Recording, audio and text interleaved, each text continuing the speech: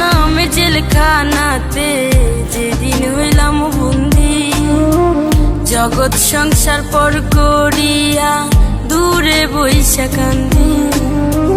প্রবাস নামে জেলখানাতে যেদিন হইলাম বন্দি, জগৎ সংসার পর করিয়া দূরে বইসা কান্দি। মা বাপের দেখার লাইগা মনটা হুতাশ করে, টাকার মিসিং হয়ে একদিন ফিরব আপন ঘরে। টাকার মিসিং হয়ে একদিন ফিরব আপন ঘরে।